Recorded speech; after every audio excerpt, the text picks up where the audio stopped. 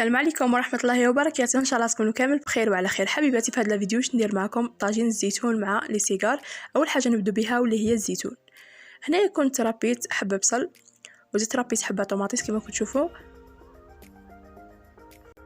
بالنسبه للزيتون تعرفوا بلي يجي بالدجاج يجي بنين اكثر، على هكا انا بغيت نديرها بهذا الهيكل تاع صدر دجاج. صدر تاع الدجاج طحنته، النص راني باين نخدم به والنص الثاني دسيته كما كتشوفوا. من بعد نزيد رشه خفيفه نتاع ملح ورشه زعفران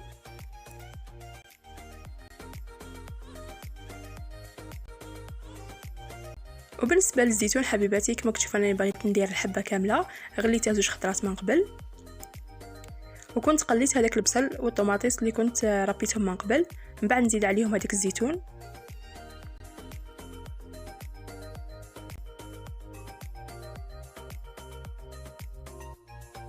نزيد نقطع حبه تاع زروديه كما كتشوفوا دوائر.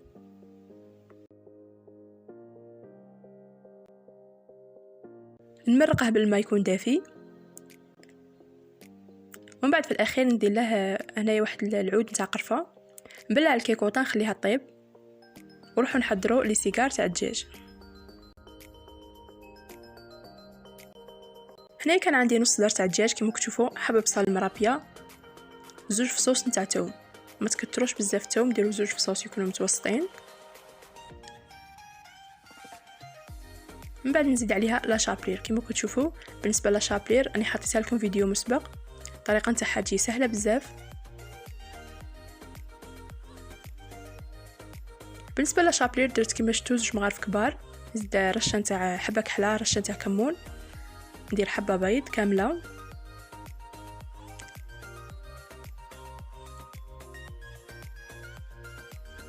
نزيد مغرف صغيره ممسوحه من الملح، نخلطهم مع بعض.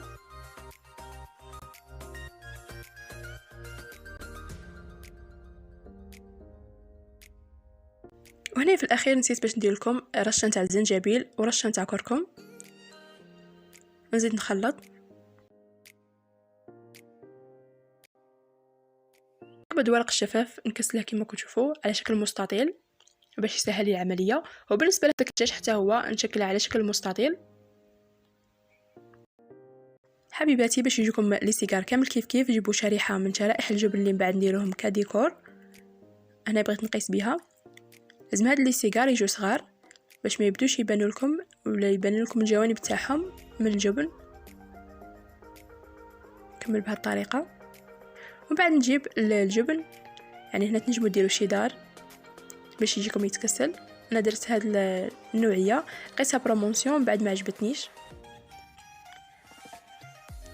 نقلع هذاك الزائد اللي ما نحتاجهش،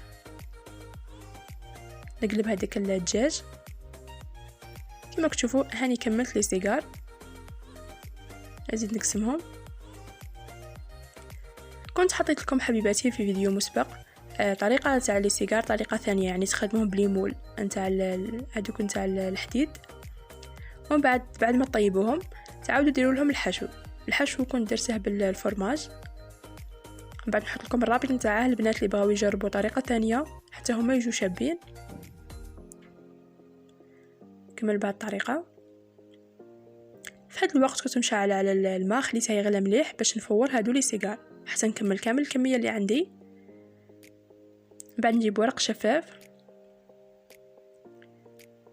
ونبدا نشكلهم على شكل كاشير،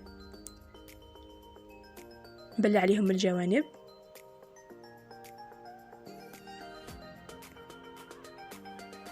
كما كتشوفوا. من بعد نحطهم يفوروا، وقبل ما نحطهم يفوروا لازم نثقبهم بالعود نتاع كما كتشوفوا الاسنان ولا عود شواء باش يدخل لهم هذاك الهواء من الداخل ويطيبوا لكم. الوقت اللي حطيت فيه هذيك الدجاج يفور ليا لقيت الزيتون طاب. انا حبيباتي ندير رش خفيفه نتاع سكر، رش خفيفه نتاع حبه كحله وكمون، نعاود نرجعه يعقد شويه.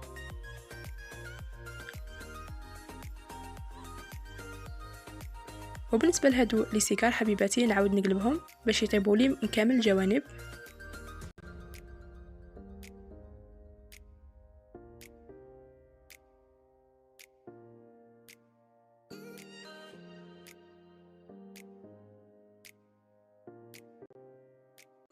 هادوما الحبات كامل طابوا ليا، يعني قلبتهم من كامل الجوانب. من بعد نعاود نحط مقله ندير لها كميه من الزيت، نعاود نقليهم.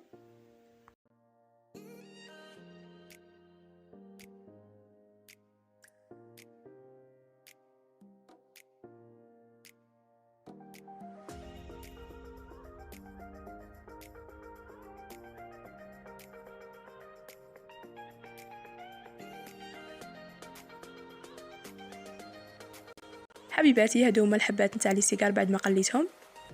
كل حبه نتاع سيجار ندير لها شريحه ولا نغلفها بشريحه. هادو الحبات تاع لي سيجار لازمهم يبردوا شويه باش كي تبدو تحطوا لهم الشرائح ما يبدوش هذاك الجبن يذوب لكم. كمل كامل الحبات. نحط هذاك الزيتون،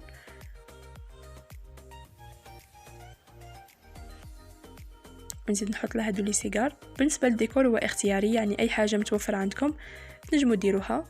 نوريكم انا الديكور اللي درته لهادو الحبات لي سيجار.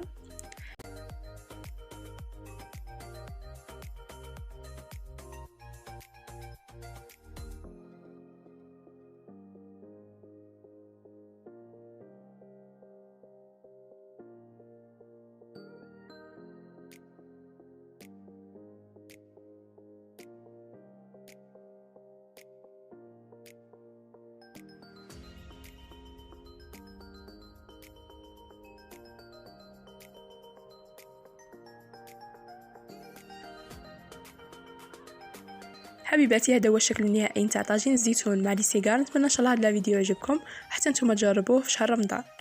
وبالنسبه للبنات حبيباتي اللي مازال ما انضموش للجروب الخاص بقناتي نقول لكم مرحبا بكم. اسم الجروب هو كل ما يخص قناه خديجه لطبخ الحلويات والديكور. دوك انا نجي نقسم معكم حبه تشوفوا كيف جات من الداخل. كما قلت لكم هذاك الجبن اللي درته من الداخل لقيتها بروموسيون ما دابلياش وما عجبنيش.